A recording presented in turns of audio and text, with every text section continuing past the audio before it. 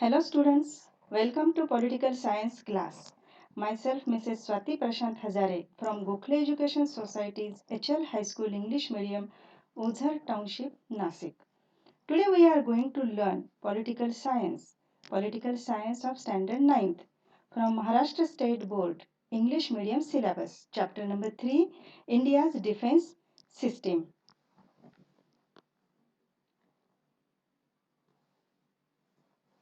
Defending the country against foreign aggression constitutes a major responsibility of the government.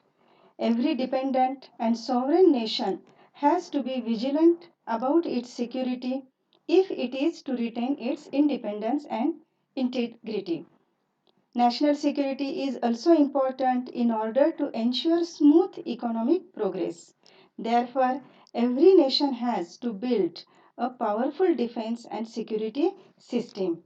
The army, the navy have to be a guard to protect the physical borders, while the air force has to be ever prepared to tackle aerial aggression. A second line of defense within the national borders has to be built up to complement these services. All these together constitute the defense and security system. National security depends on this system being all organized up to date with the latest development. We can see here all three defense forces,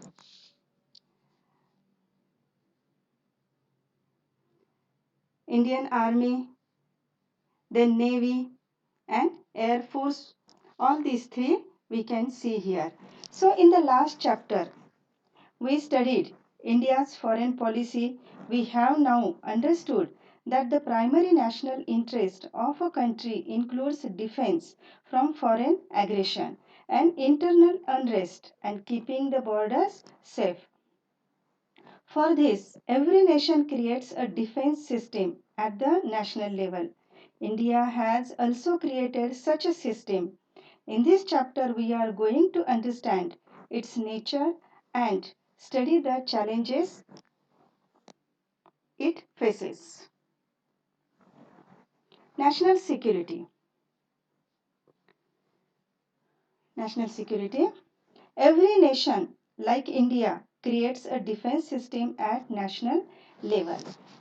In international system, those sovereign nations cooperate with each other, but there are also conflicts between them.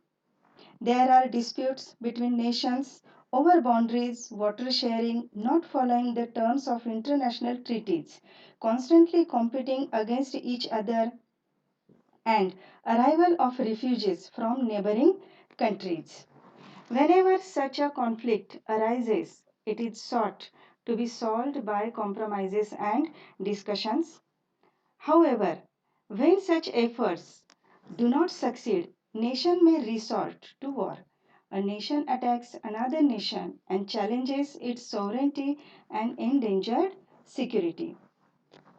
In such a situation, the nation's first duty is to keep the security systems well equipped, well prepared, and ready because such challenges are created due to the military power of aggressive nations. So, it is nation's first duty to keep the security systems well prepared and ready. This is called national security. Ways to safeguard national security. National security is closely connected with geography because national security is more likely to be endangered by nations who are geographically closer. Means national security is more likely to be endangered by neighboring countries. A nation must assess the threat to its geographical boundaries and the source of that threat. To keep this threat in check, a nation has to increase its military might. It has to use modern technology to predict the threat, to build weapon systems and modernize and update the defense forces. Some nations try to get the support of other nations to manage the threat to their national security. Number 3, India's security system. India's security system includes the army, the navy, and the air force that defend the country. This army, the navy, and the air force constitute our military services. The Indian Army headquarters are in Delhi. The main function of the army is to protect the land borders of India. Means the responsibility of protecting the geographical boundaries is of the army. So we can see here India's security system, the army force.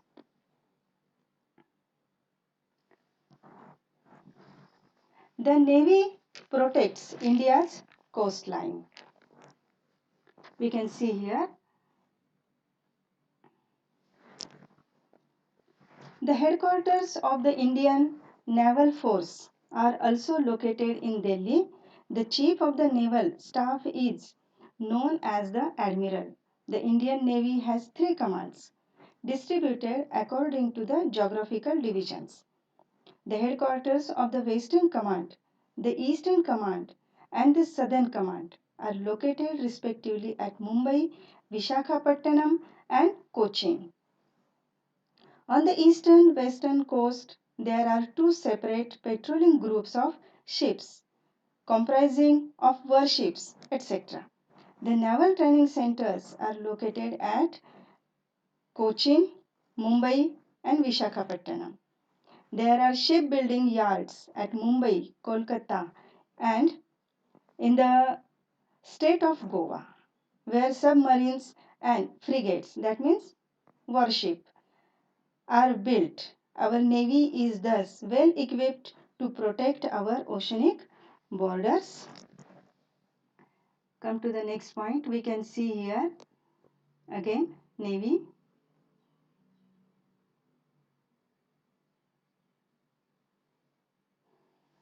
Number 4, the Air Force is in charge of protecting India's airspace. The headquarters of the Air Force are also located at New Delhi.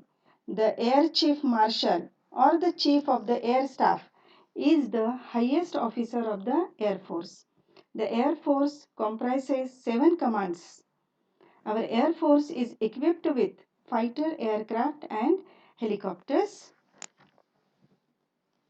Next, the Ministry of Defense controls these 3 forces.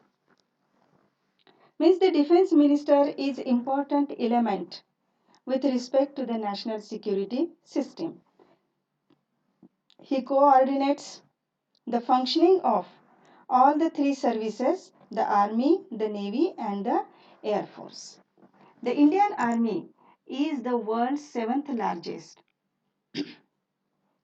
Its chief is known as the general. At the lowest rung of the cadre of officers in the army is the second lieutenant. Under him are other junior officers and jawans. The army consists of the numbers of arms and services such as infantry, artillery, armored corps, and so on. The chief of navy is known as the admiral. The chief of the air force is known as air chief marshal. The commanding officers of these 3 services are also important elements in the security system. They are appointed by the president. A well-equipped and well-organized military operates under their leadership. Thus, the president, the defense minister, the chief of the 3 services, and the large number of military personnel under their command comprise our security system. The President of India is the supreme commander of the defense forces. The President, as the constitutional head of the nation, is the commander in chief of the defense forces. He heads all the three forces, namely the Army, the Navy, and the Air Force. The President exercises his power relating to the security in consultation with the Prime Minister and the Cabinet.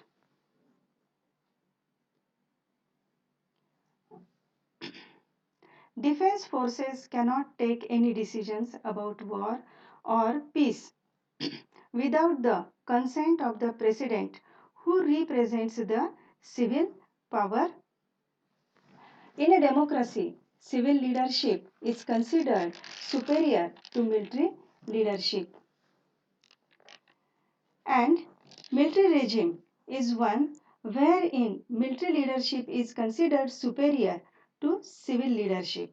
Pakistan has military regime who interferes with the working of elected government. So defense forces cannot take any decisions about war or peace without the consent of the president, who represents the civil power. The defense forces are adequately modernized. For this, some research institutions have been set up in India.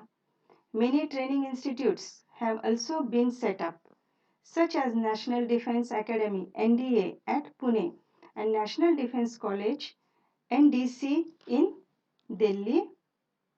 We can see here National Defense Academy at Pune. This is the institution. Next, National Defense College at Delhi. There are several training institutions which train officers and jawans in the forces. Some of the important training institutions are the Indian Military Academy at Dehradun, National Defense College at Delhi, Defense Services Staff College at Wellington, and the National Defense Academy and College of Military Engineering at Pune. Naval training centers are located at Mumbai, Cochin, and Vishakhapatnam, while the Air Force training centers are at Bangalore and Coimbatore. Come to the next point. Number 4, peacetime work of the armed forces. That means the protecting the borders and wartime activities are not the only tasks carried out by armed forces. So, only protecting the borders and the wartime activities are not the only task carried by the armed forces. The armed forces also undertake some responsibilities of the security within the country. When the borders are quiet, the army is called in to restore peace and order whenever the situation goes out of control during riots. We can see here. In such situations, the army carries out the important task of re-establishing law and order in the riot-affected areas. The army also take action to reduce terrorist activities in various states. Civil life is totally disrupted during natural calamities like floods, earthquakes, and famines. Civic amenities become scarce. The army rushes to help the people at such times. We can see here people, they are helping common people.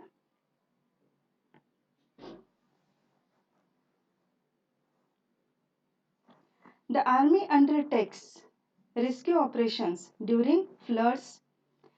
It efficiently carries out tasks such as sinking well and fair distribution of water during droughts. Serious traffic problems develop on occasions like Amarnath Yatra and Kumbh Mela.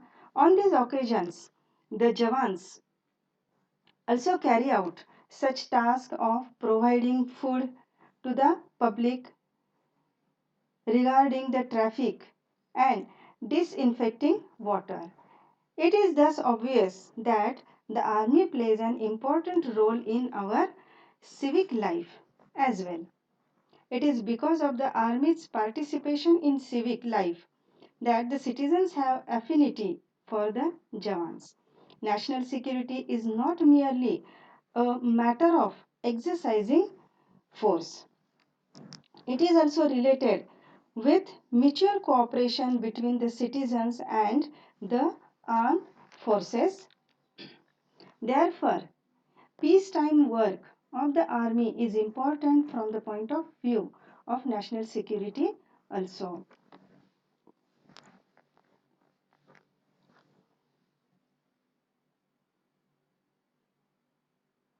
See, Indian Army to have first woman soldier by 2021. Recently, Indian Army has selected 100 women to be trained to join the Corps of Military Police. Till date, women were being recruited only as officers, and this is the first time they will be joining the army as soldiers. So, this is all about India's defense system.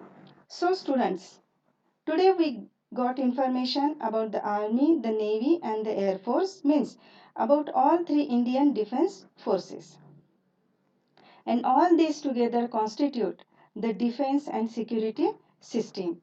And in the next part we will learn about paramilitary forces, challenges to India's security and about human security. Thank you for watching.